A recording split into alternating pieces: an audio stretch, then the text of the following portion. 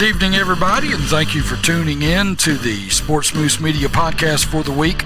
Ricky Dean, along with Rick Burkett, who is on the phone as he joins me from his location in Mobile, Alabama, as we get set for another exciting week of high school football. Rick, it's the last week of the season, of the regular season anyway. Everything is going to be decided this week, and some really exciting games to talk about. Boy, I can't wait to get started with this show and talk about some of the stuff we've got to talk about. Oh yeah, it should be a great week all week. Looking forward to our podcast tonight. Had a great day today.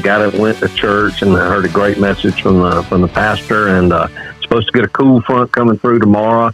So I think it's just setting up to be one of those really, really nice fall weeks. And it seems like it's just been a blink since that 103-degree weather. We traveled over to East Bruton for our first game back at the end of August. But we're here. We're here at the last weekend of the regular season. Yeah, I tell you one thing, it is going to be exciting actually getting to do a game in some football weather coming up this Friday night. And, of course, we've got a great game that we're going to talk about a little later, as you and I will be on the radio on WBZR 105.9 FM and on YouTube as we get to broadcast the Battle of Murder Creek between the T.R. Miller Tigers and our own W.S. Neal Blue Eagles. Yeah, I'm looking forward to that, and just like we're talking about the night when we had the WS Neal XL game the other night for WBZR. I've never been to the Battle of Murder Creek, which is a little bit strange because I've been to lots of other rival games in the state of Alabama and out in Texas and other places, but never that one. So I'm looking forward to it. Well, it's always an event, and it will definitely be exciting. Well, and speaking of T.R. Miller, let's talk about them just a little bit, because this is kind of our lead-in deal for tonight, our lead-in story. I'll tell you one thing, the video's out there if you haven't seen it, but the T.R. Miller Tigers got hammered over in Baldwin County last Friday night when they took on St. Michael's. A great football game between St. Michael's Catholic and T.R. Miller, and it went down to the very last play of the game, and the thing was basically St. Michael's got handed a victory by what turned out to be at first a no call by the officiating crew as a ball was kind of thrown out into the flats. It was one of those halfback passes out of the backfield that then you throw it again, and he had a man open, and of course the kid that was open in the end zone, the ball hit him in the chest and bounces out. Should have been called an incomplete pass, was not. As a matter of fact, if you watch the video, both officials just look at each other. Neither one of them really make a call. Then one of them finally does make the call of incomplete, which is the correct call. But then when the officials get into conference, the white hat decides, we're gonna call it a 2-point conversion. We're gonna call possession. And Rick, I think you and I are both in agreement. We've seen the video. There's no way the kid possessed the ball. That was not a catch. No, it just wasn't. Our friend Jerry came in there and told us, and he watched it. And I mean, we're all Neal guys, and I mean, and not that we would pull against Miller anyhow, but I mean, they say there's no dog in the hunt. I didn't even think about it anymore after that until later. He just said they got robbed, and and then we've got the Battle of Murder Creek coming up. So you and I left and wound up at the Waffle House, like we usually do after the games up there close to the casino in Atmore. And you got it on the video from either the Wiregrass or from the Sports. What's her name? Yeah, Powerhouse Sports. Powerhouse Sports. And you showed me the video, and you go back and listen to any of our broadcasts, you don't ever hear us just harangue on the officials like that. You're still an official. You call high school games, and you've called lots of high school games. I've seen you. I've called baseball games as an official before, and called football games as an official, although not nearly as much as you. And I mean, for me and you both to go, wow, that is the worst call I've ever seen. I mean, because you said immediately, because that referee, the white cap, had to come from 25 yards away. And then to have a conference after one of his guys called it incomplete, and to change it is just, just blows your mind. I mean, it was yeah. Well, call.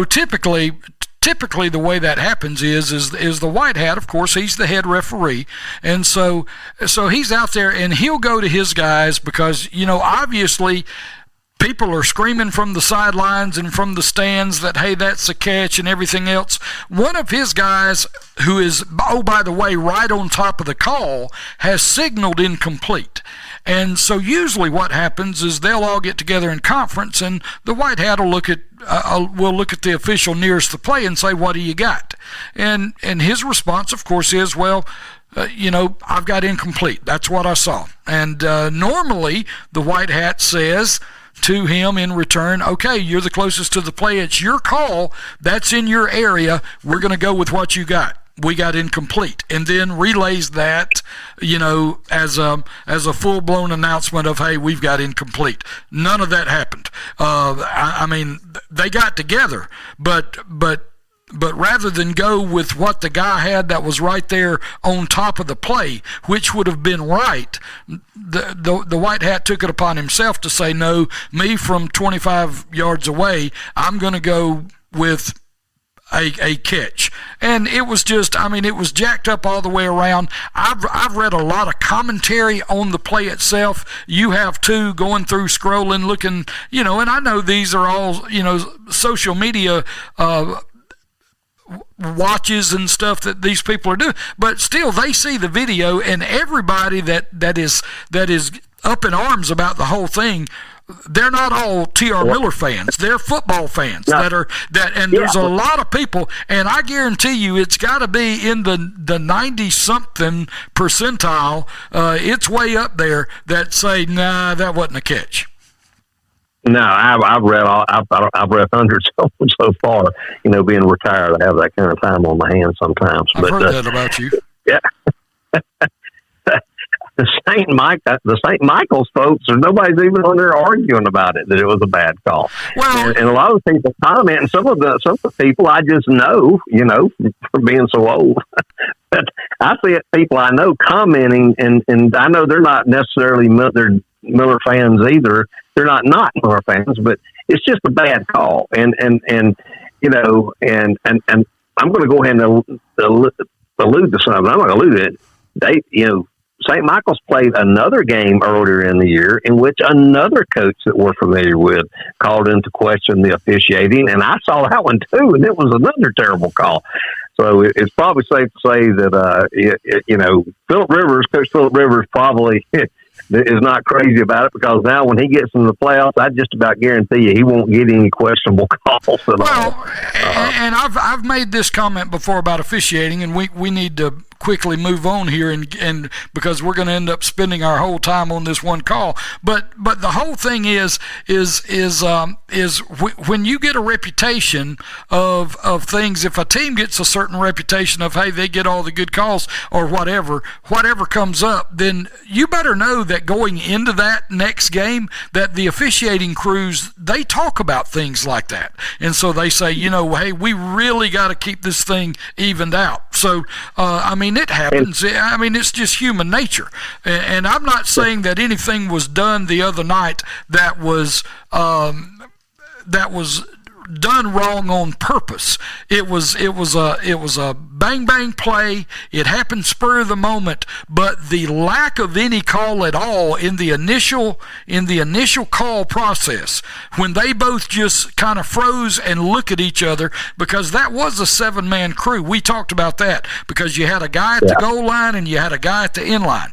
So they both looked at each other, but neither one of them stepped up and called the play initially. And then the call came late, and then the white hat stepped in, and he killed it too. So it was just it got to snowball, and it went downhill from there. It didn't turn out well from T.R. Miller, and so they picked up a loss in a game that they really, really should have won. Anyway, let's move on now, as we've spent way longer than we wanted to on that little thing, but we just wanted to get it out there. Let's talk about games that we've got upcoming this week. Of course, the playoff pictures are playing out and everything. Let's go to Class 7A, Region 1. That'll be your Mobile and Baldwin County schools in the state of Alabama, in the Alabama High School Athletic Association. Mary G. Montgomery, they're going to finish as the region champion. They clinched the region crown. Their final record, 10-0 on the season, 6-0 on the region. In the region, they defeated Robertsdale by a score of 56-0, and they do not play this week. Now, you've still got some stuff going on, because the only, as a matter of fact, the only game that is decided as far as a first-round playoff game, you've got Baker and Daphne. Baker and Daphne still have to decide on who is 1 and who is 2, so we're not sure about that one. Now, we do know that Davidson at 5-4, 3-3, they're going to be the 4 seed in Class 7A Region 1, and they will take on Central Phoenix City. They will be at Central Phoenix City for their first-round playoff game. So those, your playoff teams for Class 7A Region 1 will be Mary, Montgomery, Baker, Daphne, and Davidson. As we move down to, I'm sorry, go ahead. No, that's all right. Congratulations to Davidson, because they started off the year really, really rough. They got clobbered by a few people, and so they did really well to come back and finish as good as they have. So, of course, congratulations to Mary Montgomery on the first undefeated regular season that I know of, just up the road from me in Sims. Yeah, Mary Montgomery, it's been a long time since Mary Montgomery has been this good in football, that's for sure. And they have got a powerhouse of a football team there in Sims, Alabama. As we move down to Class 6A Region 1, let's look at, it's the University of Saraland, and they went 9-0. They're 7-0 in the region. They will be at McGill-Tulane this week. Spanish Fort finished number 2 in the region. They will not play. They defeated Murphy this past week 42-9.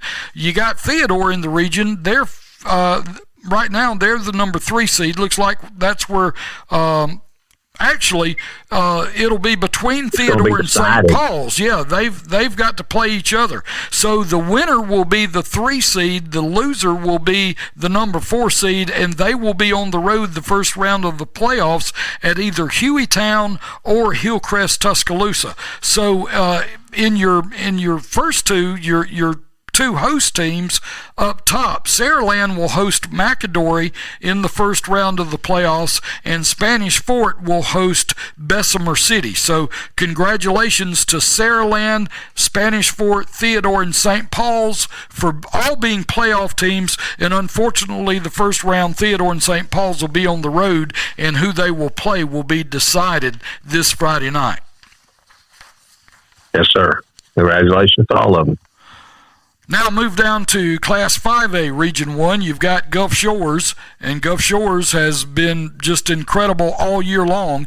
Gulf Shores right now with a record overall of 9-0. They're 7-0 in the region. They defeated Viger by a score of 42-12. They will next play BC Rain. Now that's going to be a battle right there, as they will host BC Rain. BC Rain is the number 2 team in the region. They're 5-2. Now BC Rain will BC Rain will stay the number 2 team in the region because they are 5-2. Well, actually, they could drop down if they lose. They could, they could wind up being the number 2 team. That's right, because in looking at things, this week's games will decide. BC Rain, Faith Academy, Viger, and UMS. You've got basically 4 teams that are battling for 3 spots. And pretty sure that BC Rain is going to stay in there, but they could fall out because depending on what happens, because each of those teams, UMS Wright is 4-3, Viger is 5-3 in the region, Faith Academy is 5-2, and BC Rain is 5-2. So you got a grouping of teams right there, and it's not going to be over with until that final whistle blows this Friday night. Yeah, we'll know this Friday night. There's a one spot open. I think Faith Academy's in if they beat before, which they should. If in the Gulf Shores, if they were to beat BC Rains, Faith Academy would move up to number 2. But if BC Rains, and it would stay that way, BC Rains would just fall down one because they would have 5. They'd be 5-3. So Faith would host a playoff game if Gulf Shores beats BC Rains. So a lot of things to play for this Friday night in Class 5A Region 1. And the reason they have an extra week that they're actually playing region games is because if you count the number of teams, Class 5A is kind of an anomaly or whatever in the different regions, is they actually have a 9-team region, so there's an extra game in there to be played. That is a tough region too. I mean, that's got to be one of the toughest regions. Yeah, they're a good football team. Good football teams there, because if you look down to some of the teams that got eliminated, I mean, right off the bat, you look at 5-4, 3-4 in the region. They just didn't beat the right folks. But Centronell's right there on the cusp, and they've already been eliminated from the playoffs. Centronell was a good football team. Yes. So now let's move down to Class 4A, Region 1. Of course, Jackson is the leader in that region. They finished their actually, right now they're not through with their games. They have one more game left, but they were 8-0. They are 7-0 in the region. They defeated Wilcox Central by a score of 45-0. There you have T.R. Miller. T.R. Miller right now listed as the number 2 team in Class 4A Region 1. Of course, they lost to St. Michael in that game that we talked about in our lead-in by a score of 55-54. They will be at W.S. Neal this week, and so that's going to be the Battle of Murder Creek. We'll talk about it more here in just a little bit. Bayside Academy's also in. They're 7-2, 5-2 in the region. They defeated Satsuma 39-13. They will be at Alabama Christian School this week. And you've got St. Michael at 6-4, 5-2. They defeated T.R. Miller in that controversial ending of the game, 55-54. St. Michael does not play this week. They'll be off awaiting their time to go to their first ever playoff game. No playoff matchups yet have been decided for this group of teams in Class 4A Region 1, because Region 4, Class 4A Region 4, who is the region that they are going to be battling in the first round, none of those teams, those seedings have not been decided yet. Right. And I'll tell you what, the game, and it doesn't have anything to do with the rankings in this region, but I'm interested in that Jackson at Davidson, because Davidson's a 7A school. So they're going to be jumping up 3 categories to play a very good Davidson team that, as I said earlier, has really improved as the season goes along. So it'll be interesting to see, because Jackson's clobbered everybody they played all year long, too, just kind of like Saraland. Yeah, Jackson's a good football team. You know, Jackson's got the kid, the young quarterback. I think he's a sophomore this year, and he's already committed to the University of South Carolina. And that kid can play. His name escapes me right now because we don't follow him week in and week out. But they've got a very good football team, and that will be an interesting game just to see how that turns out for Jackson, because they are stepping it up a notch and playing a team that is, as far as student bodies go, it's a lot larger school. Yeah, much larger school. So now let's look at Class 3A Region 1. Of course, Mobile Christian, we've referred to them as the University of Mobile Christian as well, because we've been telling people all year long, we saw them right off the bat early in the year against W.S. Neal, and they are no joke. They finished their season 10-0. They're 7-0. They defeated Thomasville. We tried to tell those folks from Thomasville that they were fixing to step in a bear trap. They defeated Thomasville, who was very good as well, 45-14. So Mobile Christian does not play this week. Thomasville will be the number 2 seed in Class 3A Region 1. They lost to Mobile Christian 45-14. They will play their in-county rival Clark County. That will be coming up this Friday. You got the Neal Blue Blue Eagles, of course, the Neal Blue Eagles defeated Excel by a score of 46-39. They will next play in the Battle of Murder Creek. They will host T.R. Miller at home.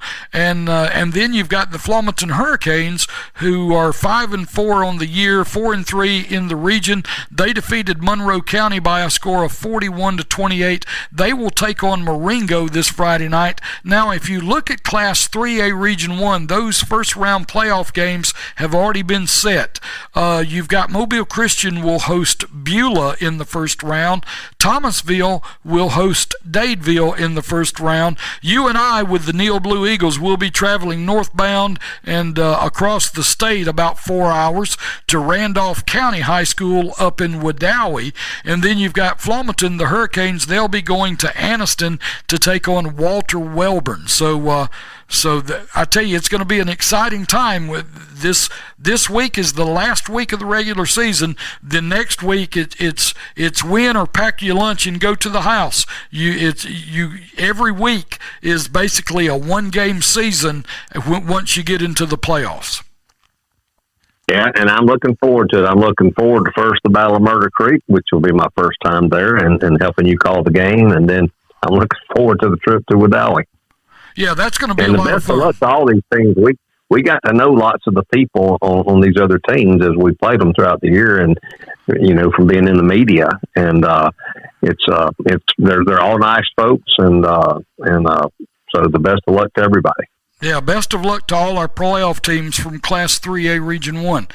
Let's drop down to Class 2A Region 1 now, as you've got Clark County. Clark County finished with a season record of 5-4. They're 5-0 in the region. They defeated Francis Marion 33-8 the other night. They will play at Thomasville coming up this week. That'll be their final game of the season, and of course both of those teams, Clark County and Thomasville, both very good football teams, and I'm sure both of them are basically region. Thomasville is not, but Clark County is a region champion. But Thomasville is going to be hosting a first-round region game. Those coaches, they want to win this ball game coming up, but I'm sure that their number one goal is to get out of the game without getting any of their star players hurt. That would be my thought process going into a big game right there at the end of the year, going into the playoffs. Yeah, and of course it's kind of like our old when we were in school. Bay Minette being 19 miles down the road from us, the big rivalry. Grove Hill, which is where Clark County is at, is you can literally walk from Grove Hill to Thomasville in your edge of the mind to do that. About 13 miles, I think, is what the mileage is. Exactly. So it's a big rivalry, and that Clark County team is a good football team. We've talked about that every weekend, regardless of their 4 losses. All 4 losses were to bigger schools, and they were very close. And then they're the region champions. So that should be a great game right there. I'll be interested in the outcome of that one for sure. So continuing now in Class 2A Region 1, St. Luke's from not far from you over there in Mobile, St. Luke's, they finish as the region runner-up in Class 2A Region 1. They lost to Sweetwater. Now, Sweetwater's a 1A team, but Sweetwater is a very good 1A football team. As a matter of fact, we'll talk more about them here in just a minute. But St. Luke's lost to Sweetwater. St. Luke's ended the year 6-3 on the season, 4-1 in the region, and they will play at Cottage Hill Christian coming up this week. Chickasaw did not play this last week. They were 5-4 on the year, 3-2 in the region. They will be at Satsuma. Those two schools are right there along I-65 going into Mobile. You talk about being able to throw a rock from one jurisdiction into the other. They're right there. And then you've got Washington County ended up being the number 4 team in the region as they defeated J.U. Blackshear. J.U. Blackshear started the year off 3-0 and ended their season 3-6. They lost 6 straight ball games. And they've got one other game, does J.U. Blackshear. They will play at J. Florida coming up this weekend, and then then Francis Marion. They were 0-8 and 0-5. But your playoff teams from Class 2A Region 1 are going to be Clark County. And Clark County's the region champion. They will host Vincent in the first round. St. Luke's will host their first round playoff game. They will host Isabella. Chickasaw will go on the road to play at Thorsby, which Thorsby is always a good team in Class 2A football in the state of Alabama. And then you've got Washington County, and this will probably get ugly for Washington County. They go to, I believe, B.B. Comer is the number 1 ranked 2A team in the state of Alabama, and that's who they've got to face in the first round at B.B. Comer. Yeah, and congratulations to Washington County. A lot of people after the beginning of their season didn't think that Butler would not Butler, but Chatham would make it up in Chatham, but they did. And I hate that J.U. Blackshear didn't. I think they got a good chance to beat Jay and wind up with a 4-6 season. But you're right, J.U. Blackshear started strong, and we thought they might make it, and just tough luck. But they played tough all year long. It's just one of those things. They just have to recoup McCarter at the end of the season to get ready for next year. Yeah, I know they had some key injuries at Blackshear, the quarterback being one of them. He's the coach's son, and of course I'm well familiar with J.U. Blackshear, living right here in Uri, so I'm familiar with a lot of the kids that play on the team and everything. So the coach's son, the Sims kid, and I can't remember Coach Sims, all his most of his kids, most of his sons are named after famous Auburn football players, because all of them, there's like Laytons and Lawtons and a lot of different ones, because Coach Sims went to Auburn. He's an Auburn graduate, and so everybody that's in his family, he names them after something that is affiliated with Auburn. So, but anyway, his son, the starting quarterback for Blackshear, got injured, and so things just kind of rode on the back of that kid being at quarterback. But I'm sure that they'll prepare. Wes Sims is a good football coach. I've enjoyed being around him the years that I've known him, and I'm sure that he'll get J.U. Blackshear back on the winning ways upcoming as he's got some young kids there. They're going to grow up and get a little older, so they'll get better over the next couple of years. How old is his son, the quarterback? Is it, I'm thinking he's either a sophomore or a junior. He may be a sophomore. He'll be back for next year. Yeah, okay. He'll be back. Yeah, I'm thinking he might be a sophomore too. Well, so I mean, got a chance to close out the season with a win, maybe at Jay. Jay's kind of having an off year too. So down in Jay, Florida, just across the Florida line from Alabama. So, maybe we end the season with a winning note and just get ready for next year. Class 1A, Region 1, there was a big game there, Rick, that you and I talked about last week on last week's podcast. Two undefeated teams, both 5-0. It was Leroy and Milry, and they met last week, and Leroy came out on top. So Leroy is 8-0 on the year, 6-0 on the region. They defeated Milry 26-0 and beat them pretty good. So yeah, Milry is going to be Milry had just been putting up all kind of points all year long. Their little old quarterback, I mean, he would be unconscious some games, and I think there was one game that he was responsible for like 5 or 6 touchdowns in the same game, maybe even more than that, in a game that was just an absolute blowout earlier in the year. So Leroy is going to be the region champion. They will be playing Washington County at home this week. That'll be a big ball game because both of those two teams are right there at each other. Milry lost to Leroy, as we said, 26-0. They are off this week. They are getting ready. They're going to try to heal up from Leroy and get ready for hosting a first-round playoff game. Choctaw County is going to be the third team in the region. They defeated J.F. Shields 46-0. This past week. They will play at University Charter School. And then you've got Southern Choctaw. They defeated Fruitdale by a score of 46-0, and they will play Excel. Southern Choctaw will play Excel, will host Excel. Excel will have to go and play at Southern Choctaw. So your 4 playoff teams are going to be Leroy, the champion of the region, Mulry, Choctaw County, and Southern Choctaw. Now, your first round playoff matchups will be Leroy will host Calhoun at home. Mulry will also host a home game to start things off. They will bring in Notasulga and will play them. Now, Choctaw County, I've been where they're going, and it's not a fun place to go play either football or baseball, but they will be at Maplesville on the first round of the playoffs. And, of course, these all get underway on November the 10th, the week of November the 10th. And Choctaw, or Southern Choctaw, actually, Southern Choctaw will be the fourth-place team. They will be at Lochapoka, and Lochapoka is a very good Class 1A football team. Yeah, Lochapoka is really good. They clobbered everybody they played, so the Choctaw have their hands full with them. And so as we flip the page, now one thing that we do have going on, Rick, that's starting this week is going to be the Alabama Independent School Association, the AISA. They start their playoff games this week. And I got to kind of go back and make an apology because I made a wrong statement a couple of weeks ago. I thought that because there were 8 teams in Class 3A football in the AISA, that all 8 teams made it to the playoffs. But since the playoff brackets have come out, I found out that I misspoke, and I want to correct that right now.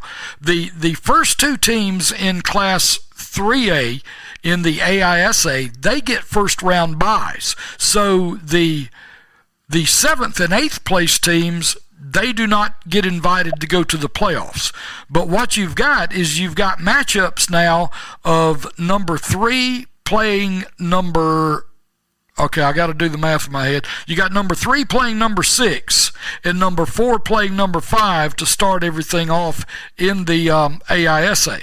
And then, like I said, 1 and 2 in Class 3A, they get first-round byes. So Glenwood School, who is the number 1 school in Class 3A in the AISA, they get a first-round bye. Autauga Academy, they will be taking on Bessemer Academy as a first-round opponent. Lee Scott Academy, who is the second-place team in Class 3A of AISA football, Lee Scott Academy will get a first-round bye.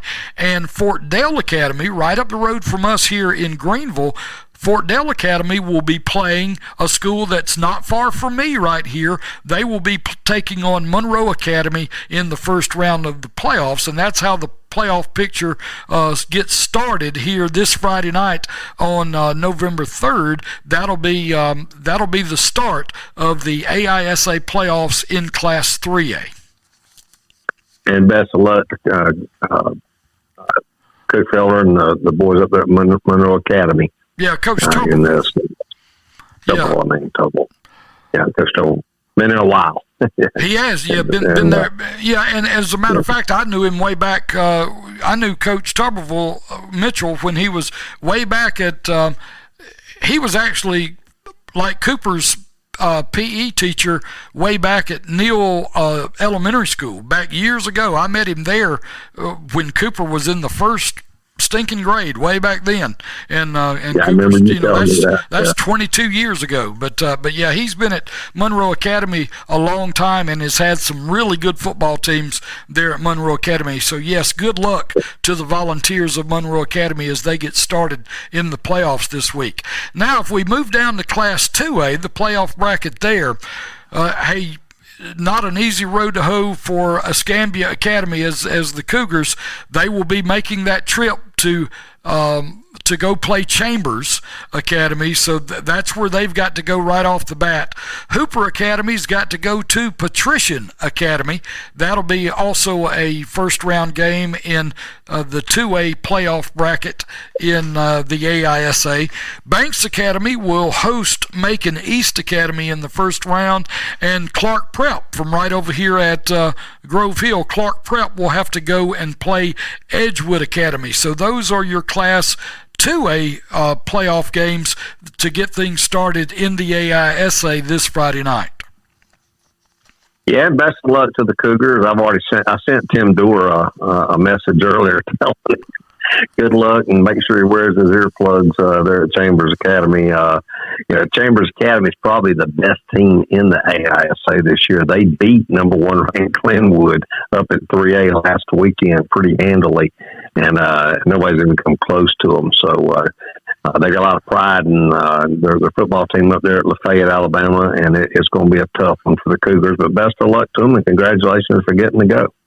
Yeah, and as we move down to finally get to Class A to the playoff bracket in AISA, we got to take our hats off right here and applaud. I mean, a big round of applause is owed to the Sparta Academy Warriors, because I think it's been a while for them, but Sparta Academy qualified for a playoff berth, and they will be, of course, they've got to go to Lowndes Academy, which may not be something you want on your bucket list, but at least they did make the playoffs. So Sparta Academy will be going and traveling to Lowndes Academy for a first round football game there. Our friends right over here close to us at Jackson Academy. Jackson Academy will host Crenshaw Christian. That's hard to say. But Jackson Academy will host a first-round game there. Wilcox Academy, our friends up in Camden. Matter of fact, I ran into a man and woman in somewhere down in Mobile. I think I was in Academy Sports one day, and he had on his Wilcox Academy T-shirt. I asked him if he had a son that played. As a matter of fact, it was right before the beginning of the season. He was buying his son a new pair of cleats. And I said, those must be for your boy. And I saw where he had Wilcox Academy mentioned on his shirt. I said, so they were getting started with football, and he needed a new pair of shoes. So they were there getting those shoes. So good luck. Maybe those new shoes will fare well against Lakeside coming up this Friday night. And Southern Academy, they will play host to South Choctaw Academy.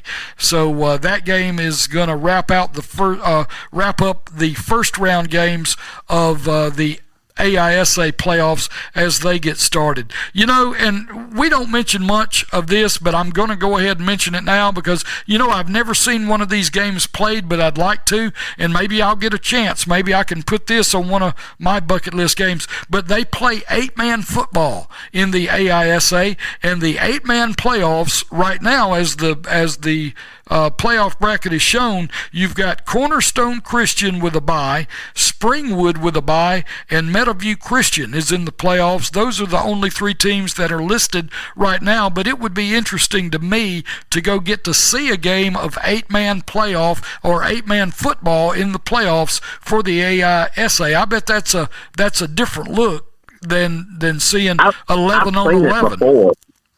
Yeah, I've seen the games before. There's a lot of 8-man teams out in West Texas and up in Nebraska and Wyoming, and just where the towns, maybe the whole population of the town's like 300 people, and they'll have the only high school around for 50 miles. So I've seen those games before. They're really good football games. It's a fast sort of game, but I wonder, are they playing at the Crampton Bowl this year with the rest of the AISA teams? I'll have to check on that. I would assume that they would be.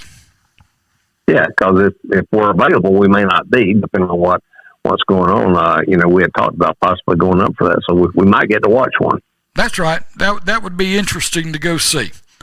Well, that's going to wrap things up for the 7A through 1A and the Alabama High School Athletic Association. That's going to wrap everything up as far as the first week of the playoffs for the AISA. Now we're going to kind of step back a moment and then move forward. Rick and I are really excited. We've got to talk about this week's game that we've got on the radio. It'll be on WBZR in Atmore, Alabama. It will also be available on YouTube. They call it the Battle of Murder Creek, and these two schools are 3 miles apart. I mean, if that. They are, as the crow flies, it's probably less than that. But all that divides the town of Bruton and East Bruton is Escambia Creek.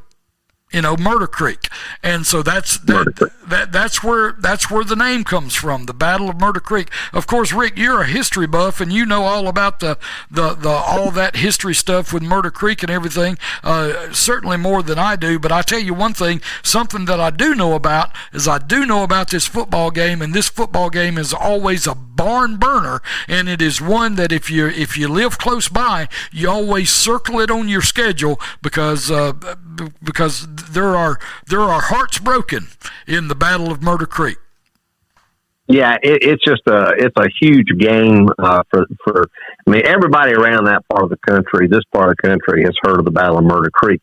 It's actually voted as the number 4 high school rivalry a few years back in the USA Today online, and there were like 250,000 votes after people read the histories of the rivalries, and it's a little bit sort of like that movie, The Outsiders, the Socias versus the Greasers. And T.R. Miller being the Socias and W.S. Neal being the Greasers, and it's a hard fought game. Back in 1988, as the W.S. Neal folks crossed the bridge and T.R. Miller was hosting, so the T.R. Miller people had put up "Welcome to the City, Eagles," as a slight, which the more rural and agricultural community around East Bruton, which is where W.S. Neal's from. So they've been known to burn each other's bonfires before they were lit for the night of the pep rallies and things like that. So it's a big game. It's a big game. Miller has won most of them over the years. Of course, Miller's won most of their games over the years since they became a team in 1926. So it's just a huge game. Now, the last time, it's been a while since Neal won. I think it was 2017 that we went. You got to go back for since Neal's won. There's been some close games, so I'm just looking forward to it. I know I'm excited about it, along with everything else that goes with it this week. Yeah, I'm excited about it. I mean, I made comment on the radio a couple of weeks ago. When I lived over in the Bruton area, my son started his elementary school career at on the East Bruton side at Neal Elementary School, and then when he moved into the second grade, we moved across the creek, and I rented a little apartment over in not far from Bruton Elementary School, which was the Bruton City School version of the elementary school, so that was on the T.R. Miller side. So we have been involved in both being an Eagle and a Tiger in our same lifetime. Of course, then after a while, I moved closer to my work, and so I moved over to Monroe County, where I would just have a short drive from here at Uri up to the casino where I work, and so that's what got us here. And of course, both my kids ended up being proud graduates of J.U. Blackshear High School. Go Bulldogs! And so just had to throw that in there. But anyway, yeah. I mean, just with this game being what it is, it's just an exciting game. I mean, this is actually kind of, if you want to take it this far, this is like the high school version of the Iron Bowl for these two squads. I mean, this is Alabama-Auburn at the high school level. I mean, it's a big deal to these two schools. It's a big deal to these two communities, and it's going to be a lot of fun to put it out there and get it on the radio this Friday night. That's right, and we're excited to be there, and of course we'll be doing the broadcast for WBZR and SportzMoose Media for Neal, because we'll be in the Neal side pulling for the Eagles, and congratulations to Coach Hugh Fountain for becoming the winningest coach at W.S. Neal in W.S. Neal's history this last game against Excel, which you and I didn't know that, because he's a very humble person. He's a legend in high school football in the state of Alabama, but so congratulations to him. I know he's looking forward to it, and I know we all are. So it should be a great game. Should be great weather. So just really looking forward to it.